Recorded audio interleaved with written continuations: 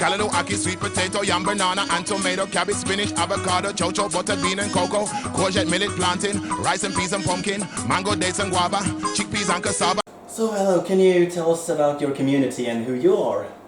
Yes, first and foremost, I want to give all honor and praises to the Creator of heaven and earth, the Creator that was honored by Abraham, Isaac, and Jacob, and all the prophets that were found and talked about and described in the Holy Scriptures, and to all our lovely listening audience. You know, at this time, I like to say that my name is Minister Elyahkeem ben Yehuda, and when I say minister, not in a religious sense, as a community representative, second level of government in our community.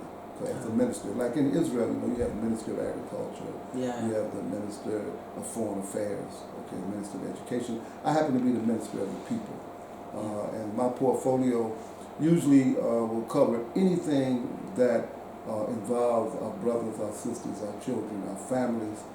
So I've got kind of a broad spectrum of giving service, you know, to the members of our community. We are the African Hebrew Israelite community of Jerusalem, and most people, you know, when they think about ex-African Americans, and I say ex-African Americans because we're living in Israel now. Yeah, exactly. Most of them think that all African Americans are Christians. Yeah, exactly. Okay, that's not correct. No. We believe that we are the descendants of the ancient Hebrew Israelites. Yeah. And the patriarch of the ancient Hebrew Israelites was Abraham. Yeah. And what most people would not normally relate to Abraham, they wouldn't relate to him as being of African ethnicity. No, Because he came from Ur of Chaldees, which was, in this time, that would be like Iraq. Yeah. Okay, and the city of Ur was on the banks of the Euphrates. Okay, and God simply told him to leave his land and go into the land of Canaan, which today is called the land of Israel, but originally it was the land of Canaan. Okay, and the promise was that he would give this land to the descendants of Abraham for an everlasting possession. And the borders of that promised land would be from the Nile River to the Euphrates. Yeah. So as we look today, Israel is much smaller than that. You know, the state of Israel does not, its borders does not reach to the Nile River or to the Euphrates. Now, we're not really concerned how that actually is going to develop, but our faith is that it's actually going to happen. From the Nile to the Euphrates will be a collective of people that not necessarily will be all Africans, but it will be people that would be motivated by truth. Yeah. Okay, just like you here in Israel, now you're going to learn about the vegan community, and we have a lot of things in common. Yeah. But what we know, that in order for peace to be established on this planet, racism, discrimination, hatred, xenophobia has to disappear. Yeah. And we have to look at one another as creations of a creator that had a common harmonious plan to bring all people together. So how do we end up in Israel today? Yeah. Well, in 1966, Ben-Ami, our spiritual leader, he had a vision. And he said that in this vision, the angel Gabriel came to him and said, it's time to return to the land of Israel to reestablish or to establish the kingdom of, at that time we were saying kingdom of God. Yeah. Okay? And because of the dedication and the prayers and the epiphanies that we've had in the Holy Land, now we say the kingdom of Yah. And that is the short form of the Tetragrammaton. In the scriptures, if you knew Hebrew, the name of God was spelled by 4 consonants. Yud, He, Vav, He. Yeah. The correct pronunciation of that name is Yahweh. Okay, so we are worshipers and we are imagers of the God called Yahweh. And we want everyone in the world to understand that, because it was very important, if I may, I don't know how much you know of the scriptures, but when Solomon dedicated the temple, I know. he prayed unto the Creator and said, if your people turn back to Jerusalem, I will hear their prayer. And then he said, I will place my name in Jerusalem forever. Now, if he placed his name in Jerusalem forever, then that has to be a conscious, generic name that must be called upon by those who call themselves Hebrews, or those that call themselves Israelites, or even those that call themselves Jews. Yeah. They would have to face Jerusalem and pray unto a specific and exclusive God, because there's a lot of different religions. Yeah, sure. Over 10,000 religions. So when you say God, I mean, who are you talking about? So I'm making that specific because that's very, very important. So, 1966, he received that vision. He was perplexed for 2 weeks. And after 2 weeks, he made the commitment. This was a message and a vision from the Creator. So, he began to share that with his immediate family. He began to share that with the brothers and sisters that was part of the Hebrew Israelite community in Chicago. They belonged to a community called a Baker. Okay? This was the name of their quote-unquote black synagogue meeting place. And in 1967, he led over 350 African Americans from Chicago to Liberia, West Africa. And he was there in the rainforest, or should I say jungle, for 2.5 years before they continued on their aliyah, or immigration to the land of Israel in 1969. Okay, but I want to remind you of a civil rights leader. His name was Martin Luther King. Martin Luther King in 1968, April, made a very important prophetic statement. He said that God allowed me to go to the mountaintop. And I looked over. And he said, I seen the promised land. He said, I may not get there with you, but we as a people will get to the promised land. 24 hours after he made that statement, he was assassinated. 1 month after he made that statement, Ben-Ami chose one of the individuals in Liberia, because we're already in Liberia, okay? And he brought this individual to Israel. His name was Prince Kesgahu. He's still a member of the princedom, which is the spiritual confluence of our community. And he told him, I want you to remain here in Israel, join a kibbutz, which he did, learn the language and learn the process of immigration. Oh, great. How do we do this? He left them here alone. He left his family in Liberia. Ben-Ami returned to Liberia.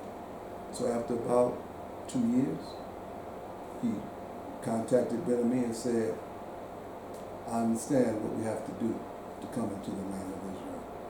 And based upon that, Ben-Ami made the decision.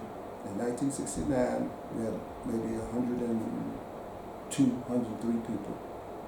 Made that trek from Liberia to the Holy Land. But then remember, I told you over 350 left. The others went back to America. Similarly to when Moses took the children of Israel out of Egypt. We were in Egypt 430 years. Correct? And then when we went into the wilderness, they was in the wilderness 40 years. All the adults died. Only 2 adults crossed the Jordan River. That was the children of the adults that came out of Egypt. All of the adults died. Why? Because they were stiff-necked. They did not want to follow the instructions of Moshe, so they died in the wilderness. So, doing the prophetic comparison, many people left America, but they could not commit to the instructions of Ben-Ami, so therefore they went back to America. Those that put their faith in the vision of Ben-Ami continued on to the Holy Land, and we arrived into the Holy Land in 1969. Ben-Ami came in 1970. 1970, okay. as much. So how was it like when you got to Israel? Mm-hmm. Was there any complication with like getting citizenships, or how was that process really? Was there any complication? Yeah. First of all, Well, I suppose. are you familiar with the law of return? No, I'm not. Well, the law of return, see, there's over 110 nationalities here. Yeah. Anybody in those days, I'm talking about in 69, Yeah. that was coming to Israel based upon the law of return, if you said you were a Jew, Oh, now I remember. Yeah. you could return to the land of Israel, Yeah. okay?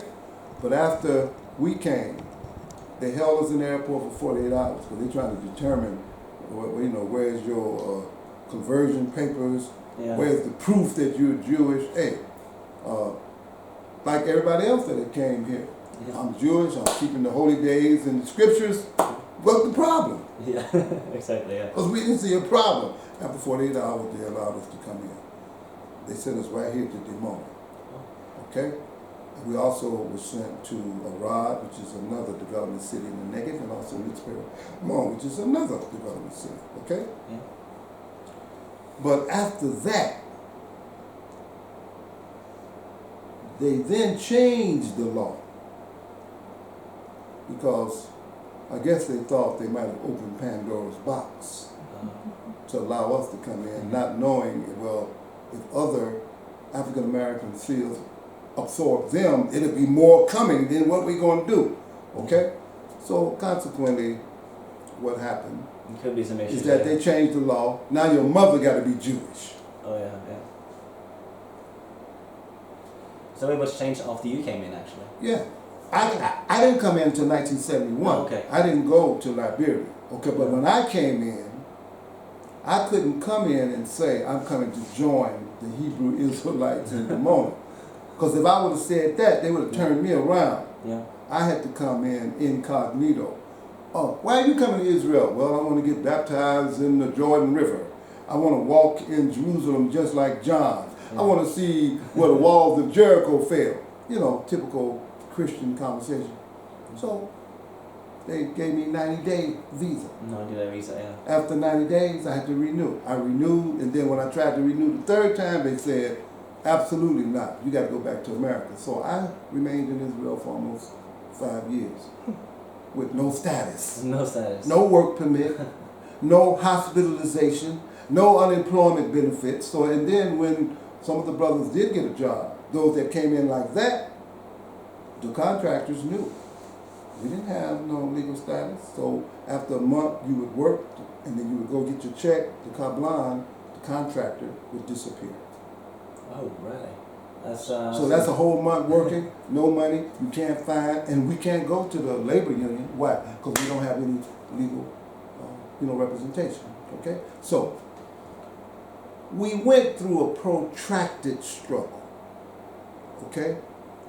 And now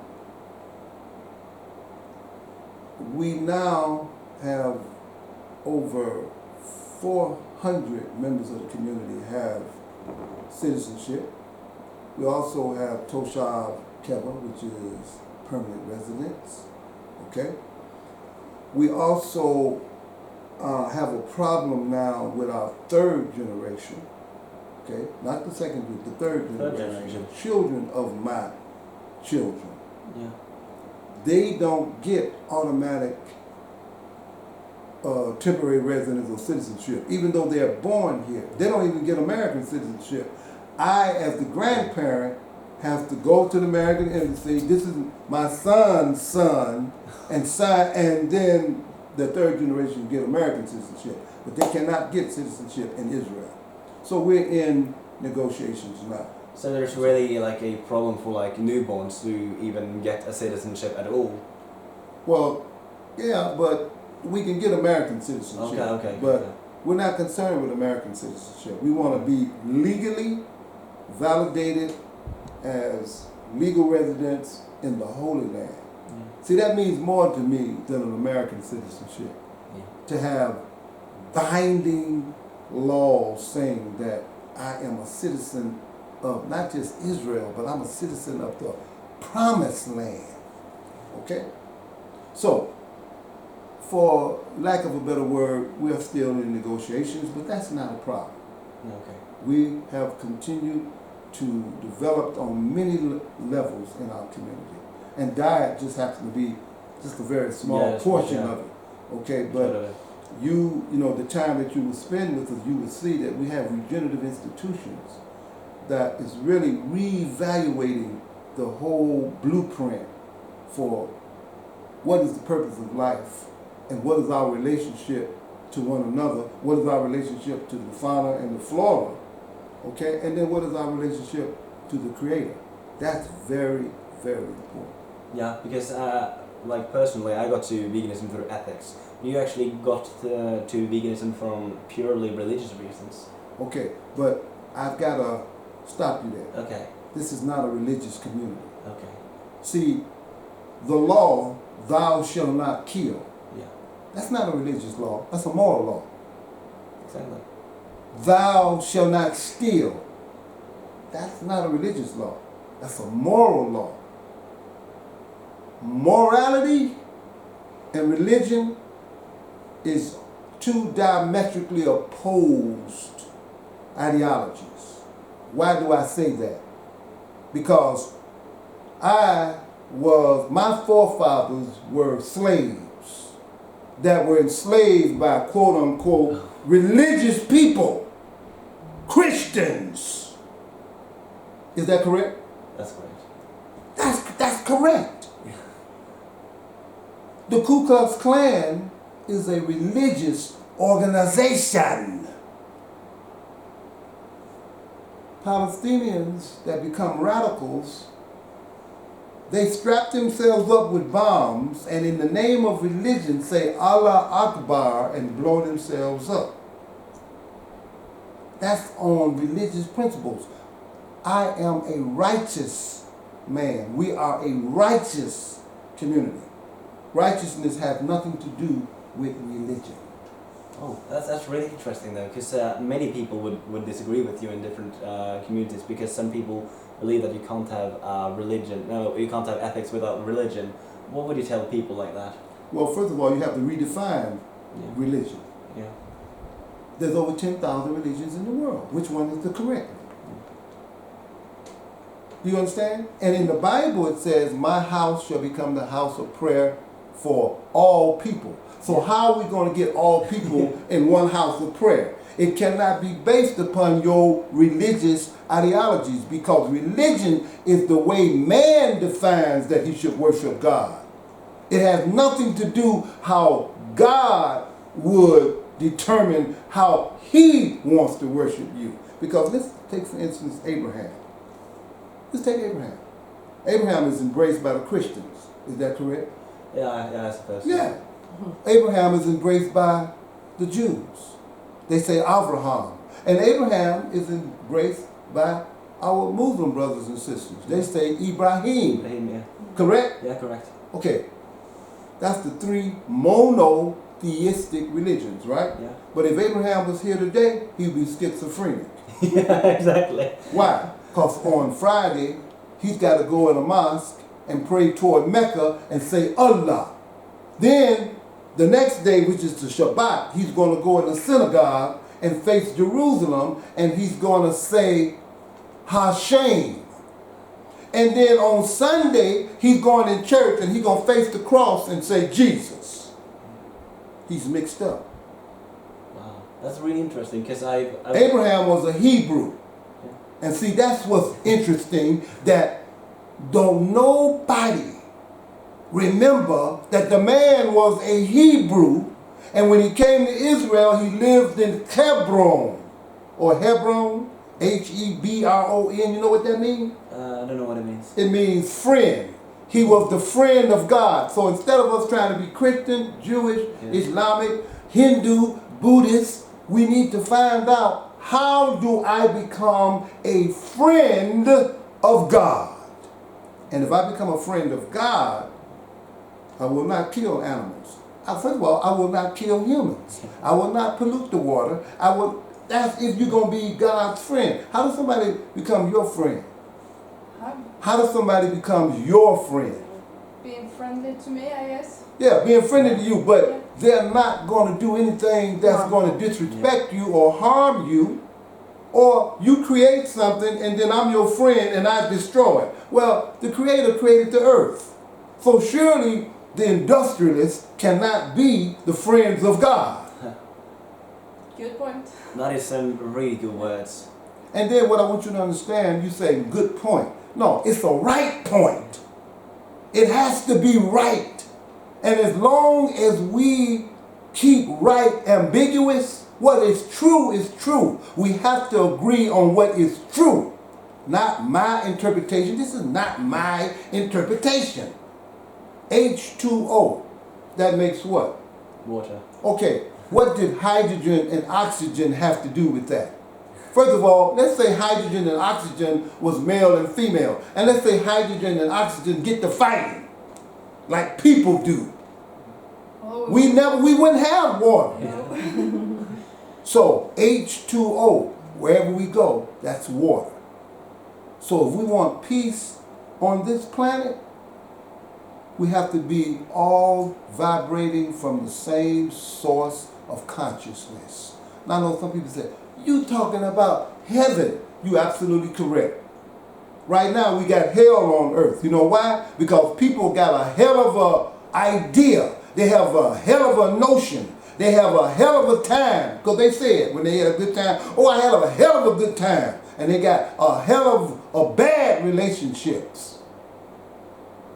So I'm talking about creating heaven on earth. And all that is righteous people coming together in community, righteous people coming together in harmony.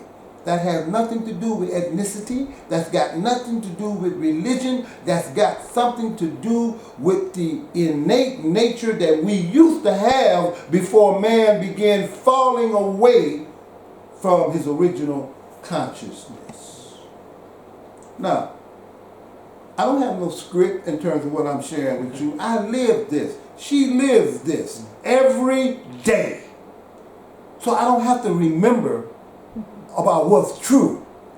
See, you have to study to be a master of mendacity. And politicians, they are masters of mendacity. They study their political doctrine, and I don't have to study like that. Do you understand what I'm saying? Because see, when you're lying, you have to remember every lie that you told. But you ask me this question again, and I'm going to tell you the same thing what I just told you. The kingdom of Yah has come. And I'm talking about what's written in Daniel 2:44. And what is written there? It said, the God of heaven and earth shall set himself up a kingdom. And this kingdom will break in pieces all of the kingdoms. And this kingdom shall stand forever. But I'm not talking about violence. I'm talking about we have to break up these lies that have caused the whole world to be deceived. Now I know you said, we got a lot of nerve. Well, it took a lot of nerve for Joshua to cross the Jordan River. It took a lot of nerve for Moses to go to Pharaoh and tell Pharaoh, let my people go. People got a lot of nerve doing wrong. We have to have a lot of nerve and courage and faith to do what is what? Right. It's real simple, not complicated. Yeah, it's plain forward. It's really easy, really. So bring this back to many people that I know that they also call themselves Christians. Their idea is that it doesn't matter what you do as far as you accept Jesus into your heart, then you will go to heaven. What would you say to people like that? First of all, people are only doing and saying and believing what they've been taught. A re-education process has to start. What governs civilizations? Educational institutions. Because after you graduate from Northwestern, Loyola, you graduate from these great institutions, you become a little institution yourself because they teach you how to evaluate and make decisions. We're simply saying that we have to be re-educated. Why are educational institutions produced? To maintain the integral structure of a society and to expand it, correct? Yeah. So we have to look on the planet today and we have to say to ourselves, we have got it wrong. El Paso, Texas. You read about what just happened in El Paso, Texas? No. 2 shooters just started at random shooting Mexicans. Why? Because they are immigrants coming from Mexico. All you have to do is look what is happening worldwide. You cannot continue to lie to the people. Absolutely not. The people are not going to sit docile and put their head in the sand like they don't know what's going on. We need a new reawakening. We need a new reawakening. In the scriptures, it talks about the dry bones in the valley of the dry bones in Ezekiel. The people have to hear and they have to be given access to the knowledge of truth that will give them the power to change their minds, the way they're thinking, and align themselves with their purpose. Now, I know I'm saying a lot, but we have to do it. Just like before men flew. It was an idea. It was an idea, yeah. But in the beginning, people were saying, you're crazy. And the man that came up with the idea, that man could fly, he didn't have no money. So he had to convince somebody else to give him this money. And you know how many people broke their legs and arms before the first apparatus got up off of the ground? How many? I'm saying, do you know how many got hurt? There's probably a lot, yeah. But Yeah, a lot, but it didn't stop them from trying. They kept trying until they got the right formula. And we are dedicated to bringing this formula that's going to bring all men from all walks of life back to their sanity. Back to their sanity. But man cannot be sane unless he understands he has to reconnect with the Creator. Yeah. So you would probably say that people who just say like follow my religion then everything will be okay. Isn't it more like they try to remove their own responsibility? Absolutely. See, Yeah. our spiritual leader Ben, he wrote a book called The Law of Relativity. Now we all know about Einstein. Yeah. Formula about the law of relativity. Yeah. But in his book, he says the law of relativity. See, whatever you do is going to have a relative consequence. Whatever we do. Yeah. Whatever we say, whatever we eat. Okay, even when you wear certain clothes, you can initiate certain responses in other people. Just like if a woman is walking down the street and all her cleavage is showing. Yeah. What is she doing? She's advertising. And she wants attention. And men are going to look. Men are going to, hey, what's your name? But based upon how you wear clothes, you can determine or initiate a reaction from someone else. So what we're saying is that our intent has to be based upon modesty, has to be based upon respect, has to be based upon love. And when I say love, I'm not talking about an emotion. If I love you, then I have to do the right things to you and for you. Which means that, well, let's say I said something to you that I know was not correct. Yeah. But I'm mad at you. I'm emotional. I'm mad. So I'm not going to say I'm sorry. Yeah. But if I love you, I have to say, hey, I didn't mean that. I didn't mean that. Please forgive me. But that takes strength to say, I made a mistake.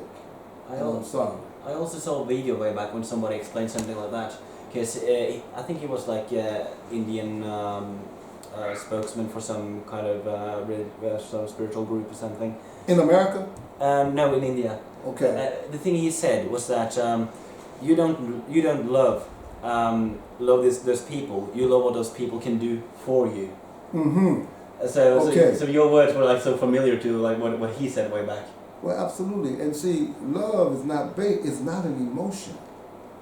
You know, if I love my wife, I have to respect her, I have to be patient, and most importantly, that men have a problem of doing is listening and following the advice of a wife. Yeah.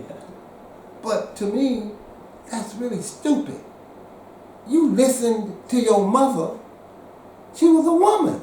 Yeah. And usually the mother's relationship with her son was what? Very, very close. A lot of times closer than with the mother than with what? The father. Because the mother would be that cushion you needed to give you the benefit of the doubt. The father would say, hey, boom, boom, boom, boom. Yeah. But we have learned in our community that this is a family affair. Life is a family affair, which means that Adam, which is male and female, have to work together and have to respect each other's roles, which in this world, that don't even exist. Why did women have to start marching for their rights? Because they were being denied their rights. That's why. How come women had to march in order to vote? But God, in His infinite wisdom, told us in His commandments, honor thy father and thy mother. So if God didn't think women had brains, why would He tell the children, honor your mother too? Not only, and then how do you honor? You obey.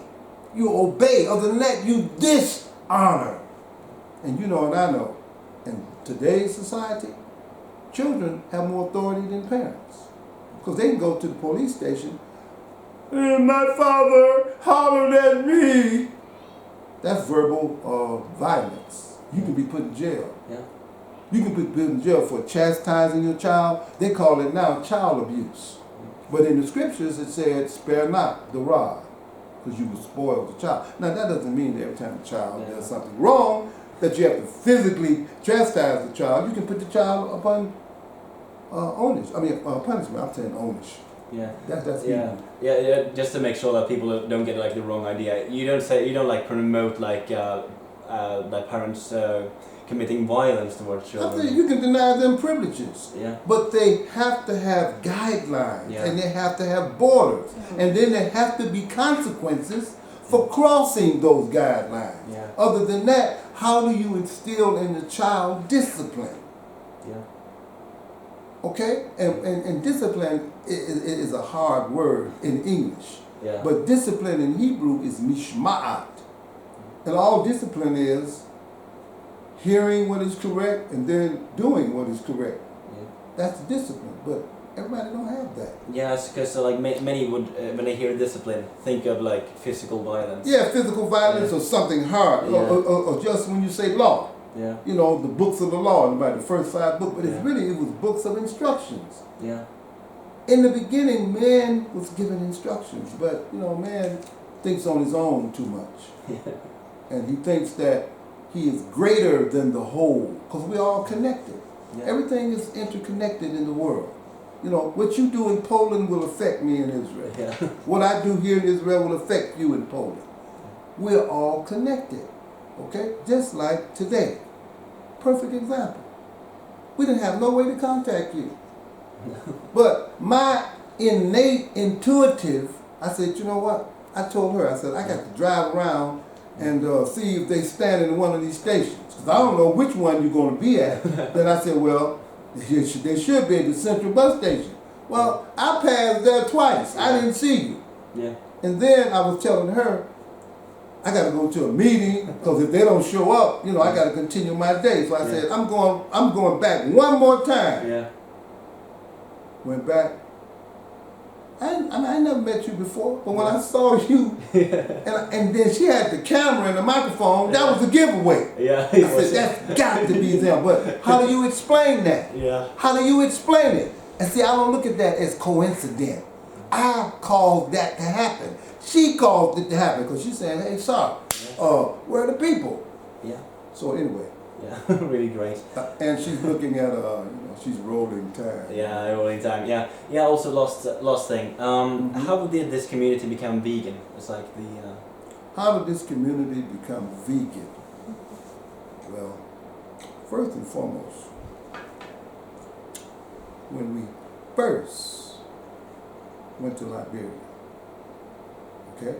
Yeah. 1967. We were celebrating Passover. Yeah. And you know, Passover, every family has to consume lamb. Yeah. Did you know that? I've heard about it. Yeah. Yeah, okay. But this particular Passover, the lamb was supposed to be unblemished, couldn't have any blemishes on it. Yeah. And the lamb that we had set aside to sacrifice, for the community, we had set it aside, to make sure that,